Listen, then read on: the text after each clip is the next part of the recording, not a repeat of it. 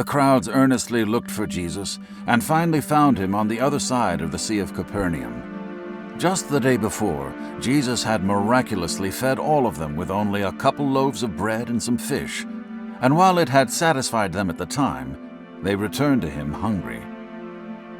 But this is why they sought Jesus so desperately, not for who he was, but because he had amazed them at what he had done. The miracle reminded them of the days of Moses, when the nation of Israel was nourished daily with bread from heaven. Perhaps Jesus, like Moses, could usher in a new age for their people. Jesus spoke to the crowd. "You worked so hard to find me, but only so you could ask me for bread that satisfies a short while.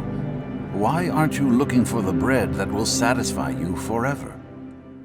Bread that satisfies forever? Many in the crowd began to wonder how they could get this miraculous bread from God. They asked Jesus, "What works of God must we do in order to get this bread?" Jesus replied, "I am sent from God. Believe in me." But the crowd searched for a sign and questioned Jesus. "Yes, you multiplied bread and fed thousands, but Moses brought down bread from heaven and fed millions.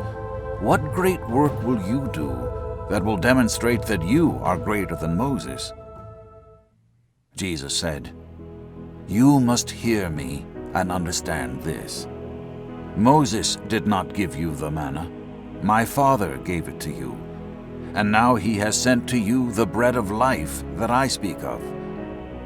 The expressions on the faces that looked back at him were mixed, some skeptical, some hopeful, and others simply eager to hear as they said, "Please give us this bread always." The crowd waited intently for his answer. Then Jesus announced, "I am that bread of life. Whoever comes to me shall not hunger, and whoever believes in me will never thirst again." He spoke of his body as bread and his blood as wine. The suggestion of sacrifice disturbed and confused numbers of people who would not receive his words. In fact, many who had been following Jesus walked away from him on that very day. Jesus turned to the apostles and asked, "Will you leave me as well?" Peter spoke up for the others. "Lord, where else would we go? You alone have the words of eternal life."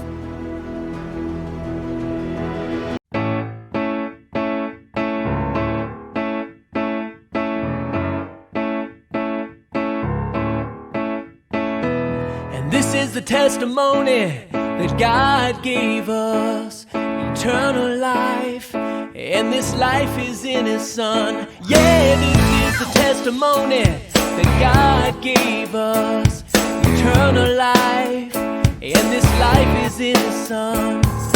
Whoever has the Son has life. Whoever does not have the Son of God does not have life. 'Cause Jesus said, "I am the way and the truth and the life. I am the way and the truth and the life. No one comes to the Father except through me. I am the way and the truth and the life. I am the way and the truth and the life. No one comes to the Father except through me, except through me."